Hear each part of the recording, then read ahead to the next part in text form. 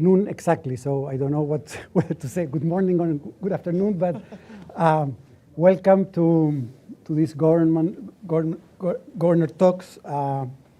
This time around we will have Governor Santiago Bausili from Argentina.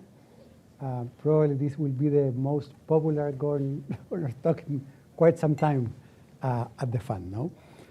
So let me give you a very brief introduction of Governor Santiago Bausili. He has a degree in economics from Universidad San Andrés. He worked extensively in markets at JP Morgan and at Deutsche.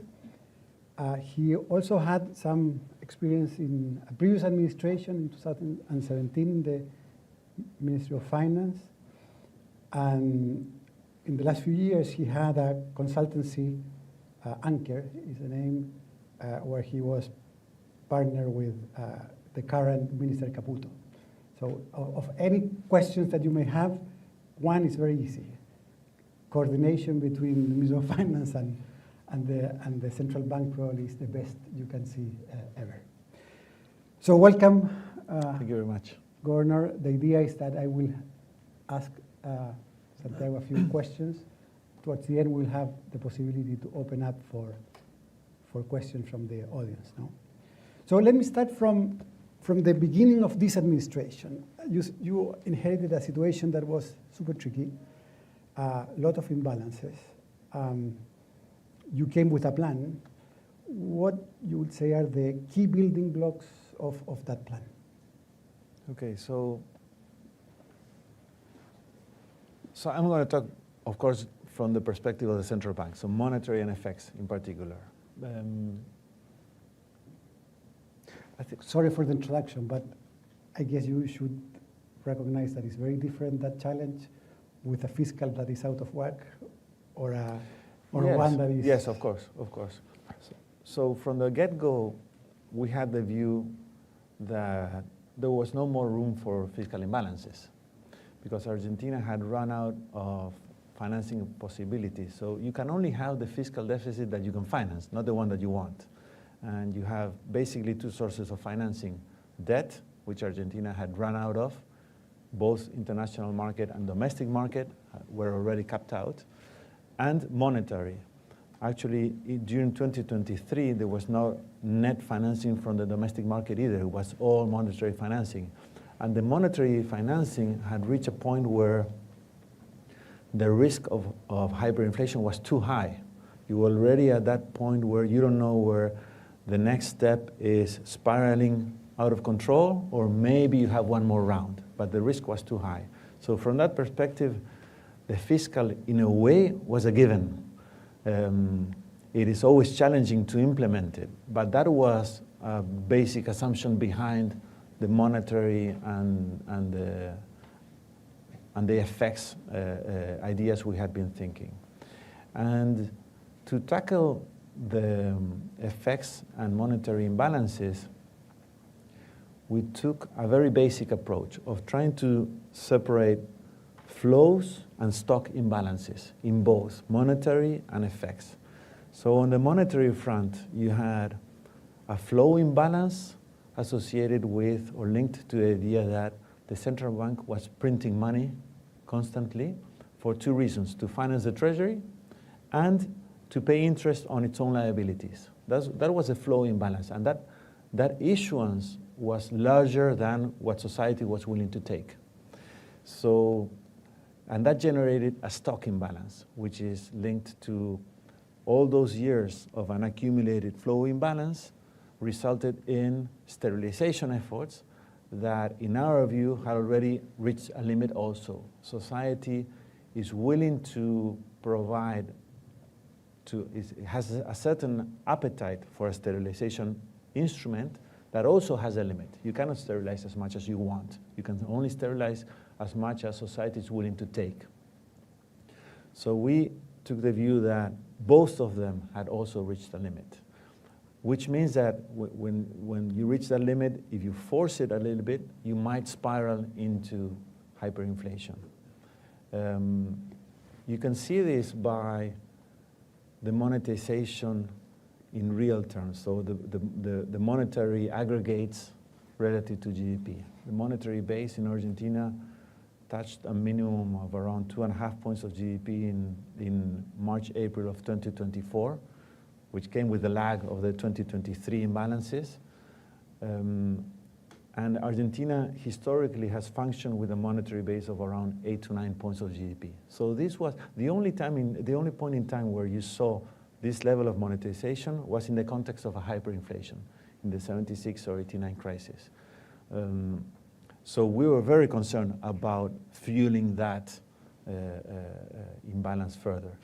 And that, of course, is linked to the FX imbalance, which also we took the view, we made the analysis separating flows and stocks. Flows in terms of how much FX the economy was demanding to function, to have at least a minimum functioning capacity, and how much that flow imbalance had accumulated a stock imbalance. And the stock imbalance was mainly associated with capital controls, so how much was held up or stuck in Argentina of portfolios that wanted to leave, but also, which was very peculiar in that instance, was the imbalance linked to trade debt, to how much was approved to come in through imports, but had not been paid for.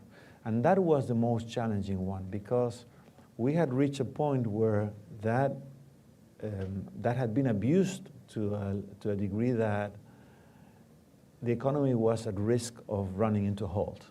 Because if you run out of supplier financing, then a producer in Argentina that needs an intermediate import good to keep the wheel turning may need to stop operations. And that, in terms of economic activity, was extremely dangerous. So we attacked these two in parallel ways and at the same time. The flows, in terms of effects, we implemented a calendar. So exporters had to bring the effects immediately into the country. Importers had only access through a calendarization for monthly installments that at least, they were not immediate, but at least they were predictable. You had visibility, so that we hoped that would allow companies to make business decisions and to keep the wheel turning.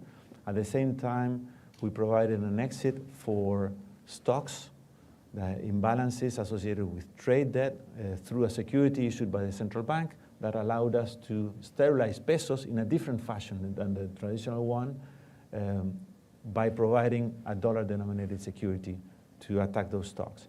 And on the monetary front, we faced a very interesting challenge, because the debate was, what do you do?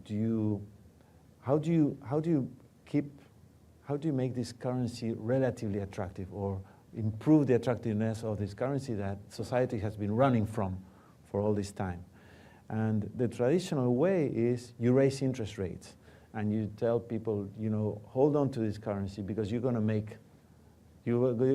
be wealthier at the end of the cycle. You're going to collect an interest on it, and that's going to be better. But we knew that people had to pick their venom, as they say. So you either have more supply because of the interest I'm paying you, but you're making money on the interest, or we can make the currency more attractive by making it scarce. So that was the dilemma.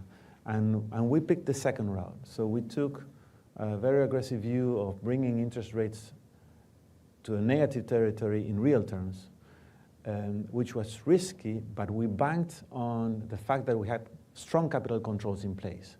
And we figured that the scarcity proposition was going to be more attractive than the interest compensation proposition, because that one had already been played too much, and the supply factor was worse than the scarcity factor.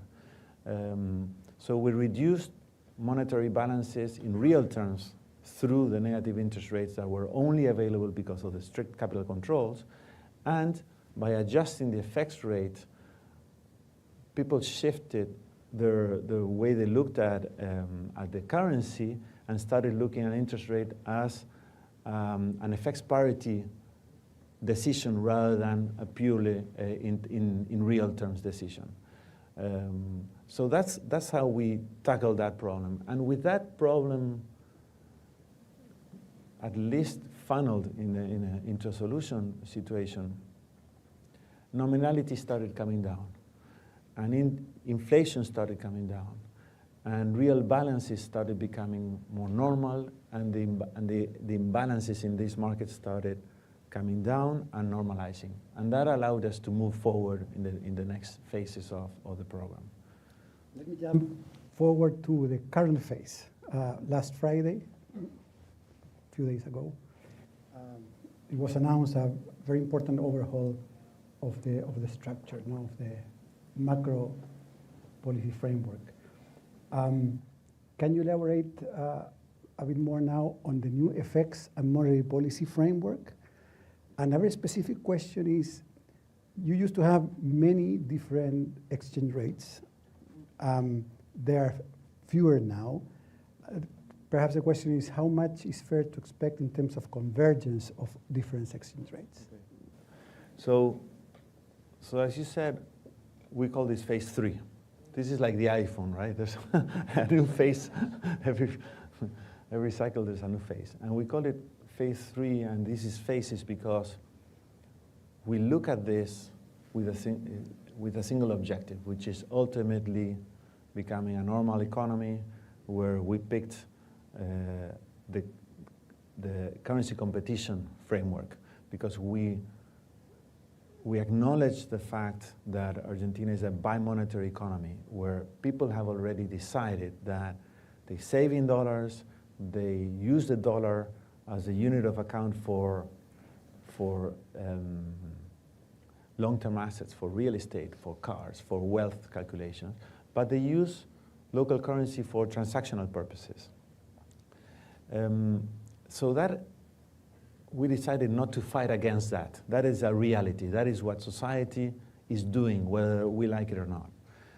So we'd rather adapt policies and the economic framework to what is already in place versus trying to change their mindset or think that we can change their mindset. So with that ultimate objective, what we're going through is the different phases down a path that should take us there. And that path has to do with the starting point and the ending point, and which layers of controls, restrictions, regulations we can get rid of that will ultimately take us there. So we started off with a crawling peg, fixed exchange rate regime, strict regulations in place that basically generated, of course, parallel markets and multiple currency practices and effectively multiple prices for the same asset, which is FX. And as we move forward and we're able to get rid of some of these layers, those gaps start, we start getting rid of them, and there's convergence in terms of the different prices for the single asset.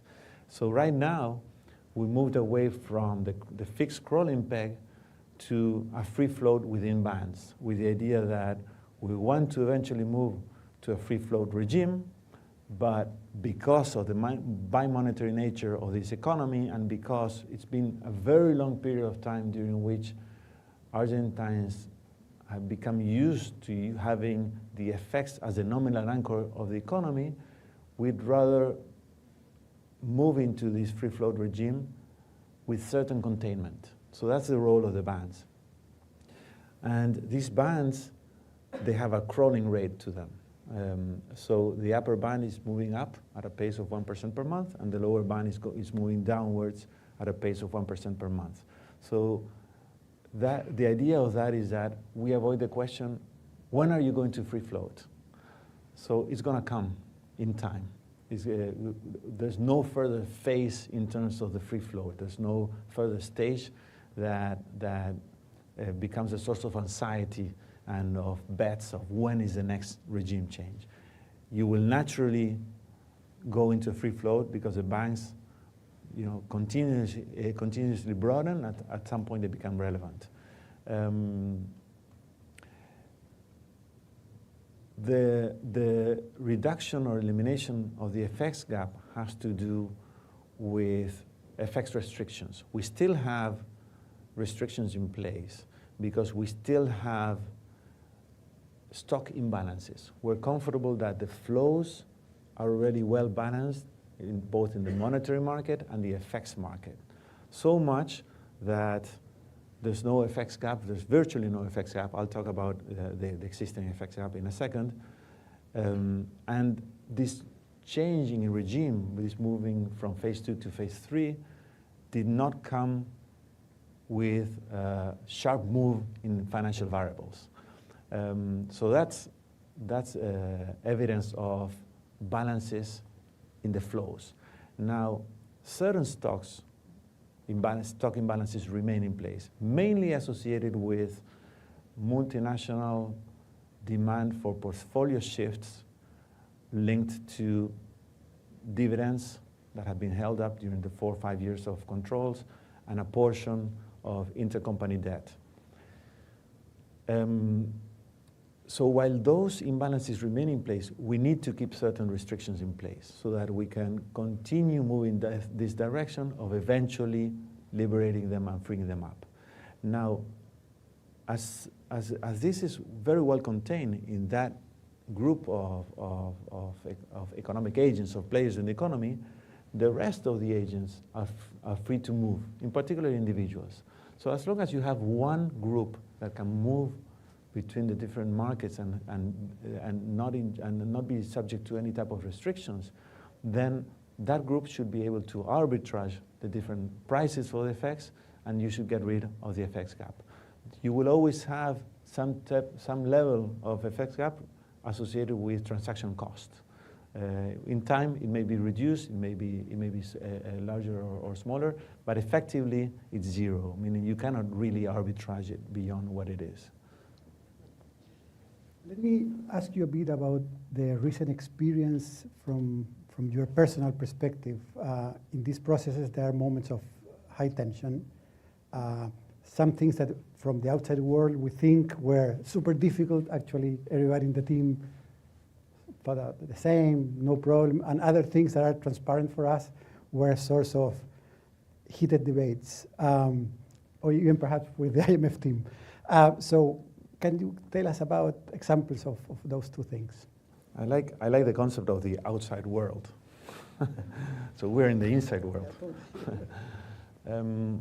So in this experience, the last year and a half, there's a tremendous amount of asymmetry in two senses. One, in terms of information, availability of information. When you sit at the government, you have a grasp of what's going on in the economy that is much more detailed and much better than if you're sitting in any of the other positions, because the whole economy gravitates towards the government. So you have access to all these sources of information that none of them have by design.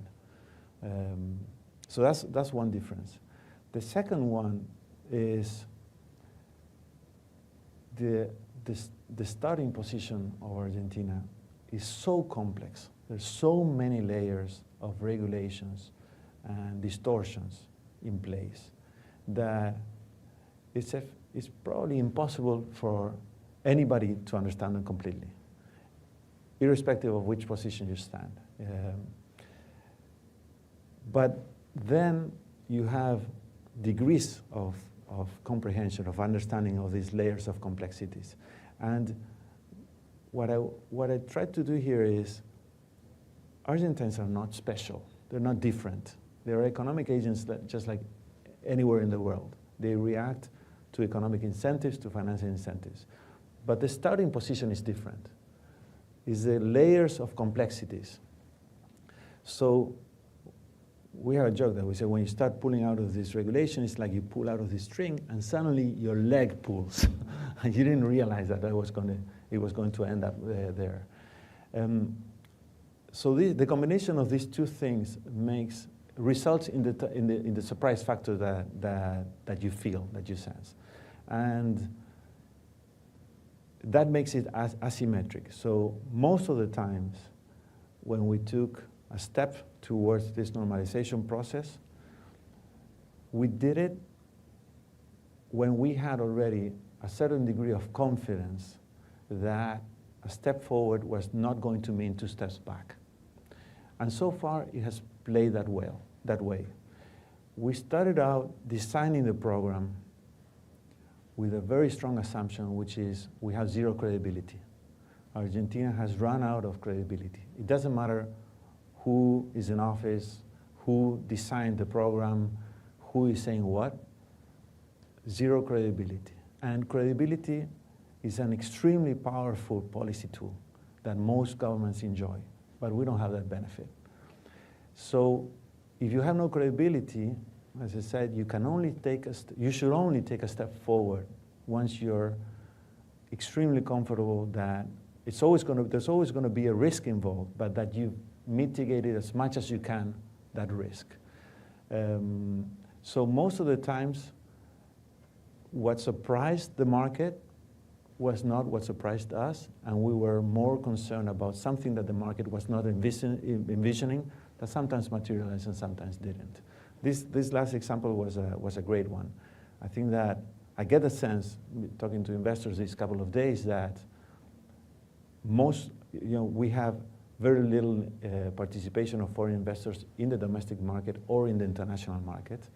And because of the situation being so complex and so different from other situations in the world, people have not really taken the time to understand the details of what's going on. So you see a change in regime being announced, fixed peg to crawling bands, and you immediately think, okay, the market is going to test the upper bound. And a large number of people expected that because they were not familiar with the technical position of the FX market as we went into the changing regime. So for us, it didn't come to a surprise that the top end of the band was not tested, but for most people it was. So our concern was never there. So that's an example of a surprise factor. Very clear. One last question from myself, and then we will open. Thinking now future, medium to long run, with the band growing and growing, how you think, what are the next challenges in terms of anchoring, in terms of basically the role of the central bank in that world? It's obvious that it's too early in the game to be very precise on that, but perhaps the questions that you have for the future. So I think that I see 2 challenges that have to do with behavior, how people will adapt. So one, purely from a monetary perspective, we're moving away from the effects being the nominal anchor to, in our case, monetary aggregates. And it's a question how fast people will incorporate that and will adapt to that and will incorporate that in their day-to-day decision-making process. We had a very short and very simple example the last couple of weeks. Because of our legal framework, we had to get congressional approval before we entered the IMF program, and that made it clear to everybody that there was a risk of a potential regime change, and that triggered hedging decisions. And hedging decisions come through financial markets or through the real market, people adjusting prices of the goods just in case. And then the regime change came with, and the risks of jumps in financial variables didn't materialize. So what do? Do you undo the hedges? Did you lose money in that hedge? Did you, how do you unwind that? And how does that affect your behavior going forward? Because in the real economy, and that's the second challenge, it's been for a long period of time, for Argentine businesses, it's been a better economic proposition to hold on to inventory than to grow your business. Because in a context of negative interest rates in real terms, where you have cheap access to financing and high nominality and high uncertainty, holding on to goods was a better business proposition. Now, in the current context, I sense you're better off rotating your inventory, selling, and enjoying the financial benefit of a normalized world. But that means that you have to be willing to reduce margins. It's a different business proposition, business model. And so agents will need to adapt. So you see some industries that adapt faster, like we're looking at, we're seeing the automotive industry.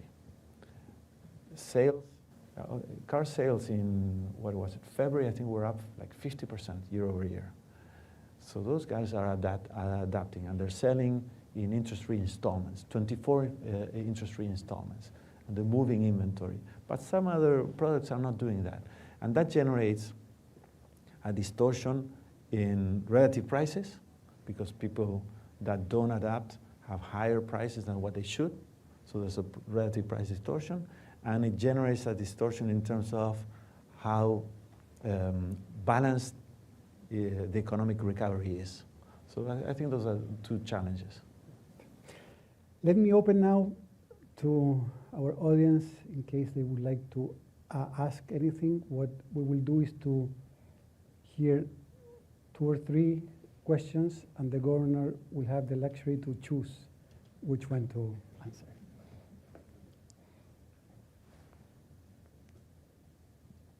None? That's a very shy audience. Yeah. I cannot get to choose No, then. we will have one, another one. If you can introduce yourself. Okay, I introduce myself. I'm Ksenia Yudaeva, the Russian Executive Director. So thank you very much for a very interesting presentation. As a former central bank, I have a question about your monetary policy, and there is one thing which I struggle to understand.